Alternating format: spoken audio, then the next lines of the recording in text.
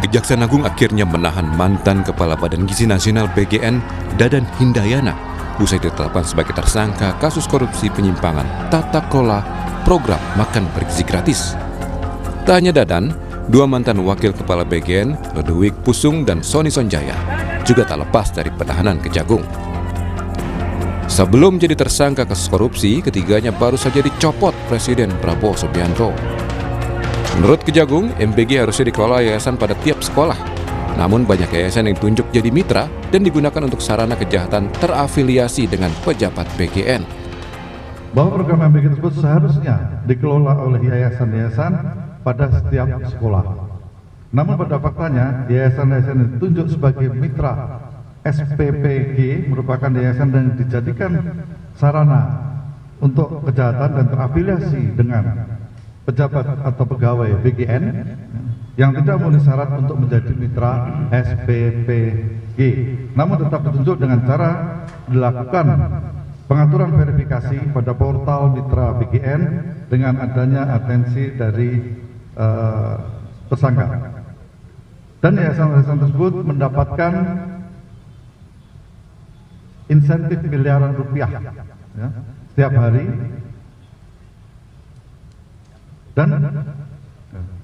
Dan yayasan-yayasan tersebut terafiliasi diantara yang dimiliki oleh saudara DH, saudara SS, dan saudara LP. Kantor staf Presiden tak membantah banyak laporan soal masalah di Badan Gizi Nasional BGN. Di antaranya dugaan praktik jual beli titik satuan pelayanan pemenuhan gizi SPPG atau dapur makan bergizi gratis. Kepala Staf Presidenan Dudung Abdul Rahman bilang, tanya pihaknya, tapi banyak informasi yang didapat Presiden Prabowo terkait permasalahan MBG. Soal penggeledahan BGN, Dudung menyebut Presiden ingin tidak ada penyimpangan apapun dalam pelaksanaan MBG. Sebelumnya kan kalau nggak salah Pak Dudung juga sempat menemukan bahwa di lapangan ada terjadi praktek semacam jual beli titik dapur gitu.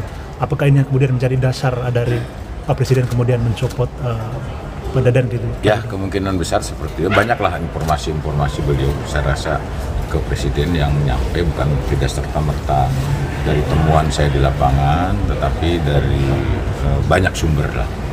Saya yakin kalau saya kan dulu udah sebulan yang lalu mungkin saya sidak ke lapangan, ada hal-hal ketimpangan tapi yang baik juga banyak. Ya. Tapi Presiden inginnya sempurna bahwa semua itu tidak ada terjadi sedikit pun ada yang menyimpang dari program beliau. Karena itu tadi saya katakan ini uang rakyat yang harus dipertanggungjawabkan kepada rakyat. Izin penegasan Pak Dudung berarti itu kemudian salah satu faktor yang kemudian Bapak Presiden dalam hal ini mengevaluasi kepala BGN gitu. Ya, karena ada temuan. satu faktornya itu. Pak, artinya rencana penggeledahan ini udah lama kalau nggak sih? Saya yakin sudah direncanakan sebelumnya. Bagaimana? Kini pimpinan Badan Gizi Nasional sudah berganti, dan Nikes Deyang yang sebelumnya menjabat sebagai wakil kepala BGN ditunjuk Presiden menjadi kepala BGN. Kemudian, wakil kepala BGN bidang operasional Sony Sonjaya digantikan Agustina Arumsari yang sebelumnya menjabat sebagai wakil kepala BPKP. Wakil kepala BGN bidang pengembangan organisasi dan hubungan kelembagaan Ludwig Pusung digantikan Majen Trenggondo, seorang perwira tinggi TNI Angkatan Darat yang sebelum menjabat sebagai wakil direktur utama PT Agrinas Pangan Nusantara. Usai terungkapnya korupsi ex-kepala BGN Dadan Hindayana dan dua mantan wakilnya, Istana meminta pimpinan BGN yang memperbaiki tata kelola serta meningkatkan koordinasi antar lembaga dalam pelaksanaan program MBG.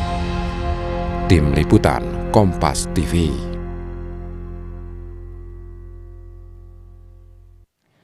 Saudara, Kejaksaan Agung mengungkap mantan Kepala BGN Dadan Hindayana dan dua mantan wakilnya diduga mengatur pembentukan Yayasan SPPG untuk terafiliasi dengan mereka.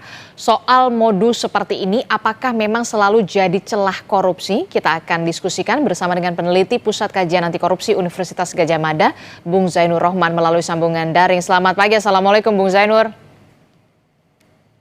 Selamat pagi, waalaikumsalam warahmatullahi wabarakatuh. Iya, yang pertanyaan saya pertama adalah begini, mengapa kemudian setelah 24 jam, belum sampai 24 jam dicopot, barulah kemudian Kejaksaan Agung mencokok dari Dadan Hindayana?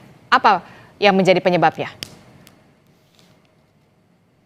Ya, saya sih melihat ini pasti ada komunikasi ya di antara para pejabat di pemerintah soal apa yang terjadi berlangsung di kejaksaan, soal apa yang terjadi di lingkaran istana terhadap BGN, sehingga koordinasi yang dilakukan itu menghasilkan keputusan pencopotan dan kemudian diikuti dengan proses hukum. Kalau misalnya ini diawali dari tangkap tangan, tentu biasanya tidak sempat untuk mencopot terlebih dahulu. Tetapi kan ini adalah satu case building yang dilakukan oleh pihak Kejaksaan Agung, sehingga memberi waktu kepada Presiden ya untuk melakukan pencopotan terhadap para pimpinan BGN ini, dan kemudian baru diikuti oleh proses penegakan hukum oleh pihak Kejaksaan Agung dengan menetapkan 3 orang ini sebagai tersangka, Mbak. Oke, jadi itu memang menjadi satu alasan ya begitu ya, kenapa menjadi pertanyaan juga di masyarakat. Kenapa dicopot dulu, baru kemudian ditahan oleh Kejaksaan Agung. Nah, yang juga kemudian menjadi pertanyaan adalah begini, cukup mengejutkan ya ketika Kejagung mengatakan Yayasan SPPG yang terafiliasi oleh Dadan CS ini diduga menerima insentif besarannya tidak tanggung-tanggung miliaran rupiah per harinya. Bagaimana ini bisa menjadi celah atau modus yang dilakukan oleh pimpinan atau penguasa di Badan Gizi Nasional untuk bisa melakukan celah korupsi di sana? Ya, sebenarnya prinsip dasarnya adalah seorang penyelenggara negara, seorang pejabat itu tidak boleh turut serta di dalam pemborongan, di dalam satu proyek, di dalam satu program sebagai peserta. Kenapa? Kan dia adalah seorang regulator. Masa ikut menjadi pemain, sekaligus wasit, sekaligus pemain, mungkin juga sekaligus supporter dan seterusnya. Itu menimbulkan apa yang biasa disebut sebagai konflik kepentingan. Konflik kepentingan itu ketika seorang pejabat di dalam mengambil keputusan publik dipengaruhi oleh interest pribadi. Nah, ini diduga para pejabat di BGN ini memiliki berbagai yayasan mitra yang menjalankan SPPG. Nah, itu tidak diatasnamakan sendiri, Mbak. Itu mudah sekali menggunakan nomine gitu ya, diatasnamakan orang lain, tetapi sebenarnya pengendalinya dan juga penerima manfaatnya adalah mereka ini. Nah, yang nomor 2 adalah menurut saya catatan penting. Diduga di dalam menetapkan mitra-mitra SPPG ini tidak sesuai dengan ketentuan-ketentuan yang berlaku. Ya, jadi ada portal ya, portal di BGN untuk melakukan verifikasi, untuk melakukan persetujuan dan penetapan yayasan-yayasan mitra SPPG ini. Nah, itu dari pihak Kejaksaan Agung mengatakan ada atensi khusus dari pejabat BGN. Ya, berarti pertama ketika terkait dengan yayasan-yayasan yang terafiliasi, tidak menutup kemungkinan yang terkait dengan yayasan-yayasan mitra kolega-kolega mereka, jejaring mereka yang mereka mayoritas adalah para politisi, bisa jadi itu juga yang menjadi bagian dari masalah. Sehingga kan kemudian Kejaksaan Agung mengatakan ada permainan di dalam portal BGN untuk verifikasi mitra-mitra SPPG tersebut, Mbak. Oke, nah ini juga menjadi pertanyaan saya selanjutnya. Apa yang membuat para mantan pemimpin BGN ini begitu percaya diri dengan adanya dengan bisa melakukan modus-modus semacam ini tidak akan terendus, walaupun kita tahu di paket sebelumnya sudah mengatakan, Pak Dudung mengatakan bahwa sudah menerima laporan-laporan soal BGN. Percaya apa yang bisa membuat pimpinan atau mantan pimpinan BGN ini begitu sekali percaya diri untuk bisa melakukan celah-celah korupsi ini? Yang pertama saya lihat ini adalah program strategis nasional andalan Presiden Prabowo. Ini mungkin mereka merasa diri sebagai orangnya presiden, tidak akan tersentuh, akan diberikan perlindungan, sehingga kemudian tanpa ada tata kelola yang baik di BGN, ya mereka melakukan berbagai kebijakan-kebijakan yang melampaui batas. Ternyata karena mungkin sudah keterlaluan, ya diproses hukum juga oleh Kejaksaan Agung. Nah, ini harus menjadi pelajaran juga untuk semua pejabat. Jangan sok merasa sedang berada di lingkaran kekuasaan. Ya, bahkan ketika masih berada satu perahu dengan yang berkuasa pun, Anda bisa di proses hukum kalau melakukan perbuatan pidana, apalagi kalau kekuasaan sudah berganti. Kalau kekuasaan sudah berganti dan belum memasuki masa daluarsa, Anda bisa lihat penegak hukum di periode jabat negara, Mbak. Oke, Bung Zainur Rahman. Aduh, sayang sekali tampaknya komunikasi kita sedikit terganggu sinyal yang tidak stabil. Bung Zainur Rahman bisa mendengar suara Adisti di studio kembali?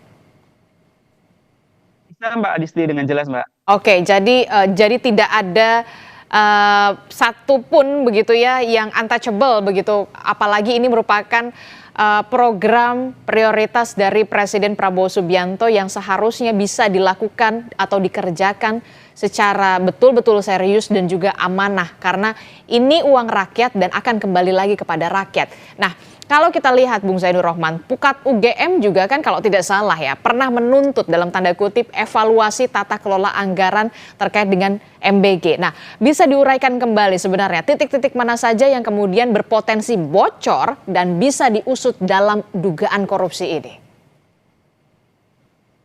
Tentu yang pertama itu di level kebijakannya di BGN ya. BGN ini adalah sebuah lembaga baru, masih bayi seumur jagung, diberikan tugas melakukan pengelolaan anggaran 268 triliun rupiah, hampir 10% APBN.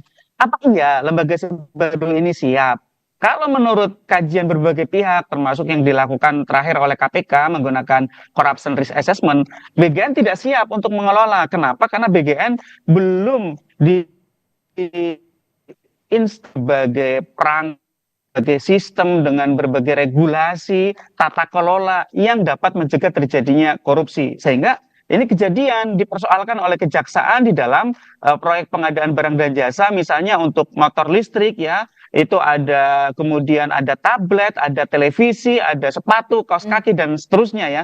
Di sana kejaksaan menyangka bahwa telah terjadi permainan di dalam angkanya, direkayasa tidak sesuai dengan kebutuhan, digelembungkan harganya, vendornya juga mencurigakan, vendor baru tiba-tiba kemudian bisa memenangkan dan seterusnya. Itu yang pertama, Mbak. Yang kedua tentu di level penetapan mitra-mitra SPPG ini diduga dijual belikan titik-titiknya, dan yang ketiga yang kemungkinan terjadi adalah fraud di level SPPG-nya. Nah, ini belum sama sekali dibahas kan. Yang baru kita bahas baru di level BGN-nya. Bagaimana dengan level pelaksana gitu ya? Karena memang pemerintah BGN itu sepertinya ingin cut off keuangan negaranya itu dipertanggungjawabkan oleh BGN hanya sampai ketika ditransfer ke SPPG. Setelah oleh yayasan itu menjadi tanggung jawab dari yayasan. Padahal kan juga potensi fraudnya juga sangat tinggi.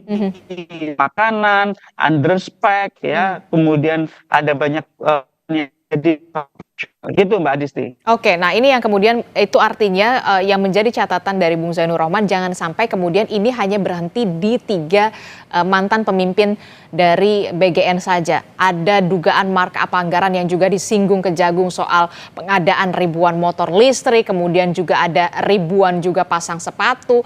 Nah, termasuk juga tadi Anda sebutkan soal tidak hanya ini berhenti di level mitra SPPG, tapi kemudian pengadaan di bawahnya juga mestinya harus benar-benar dibersihkan dalam tanda kutip. Nah, dari poin-poin tersebut, 3 poin krusial yang harus menjadi atensi Kejaksaan Agung dalam proses penyidikan ini, kalau dari Bung Zainur Rahman ini seperti apa? Termasuk juga ke depannya di bawah kepemimpinan dari Nani Sdeyang.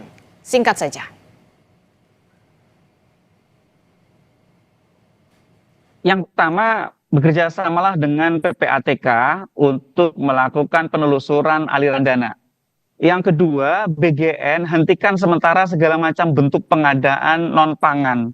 Jangan adakan itu untuk motor listrik, barang-barang yang tidak perlu, seperti itu ya. Yang ketiga adalah bagaimana caranya penetapan mitra dari SPPG tersebut harus dilakukan dengan fair. Jangan ada titip-titipan dari pejabat, jangan ada permainan jual beli titik. Nah, sehingga ini yang paling dibutuhkan dari semua itu adalah transparansi.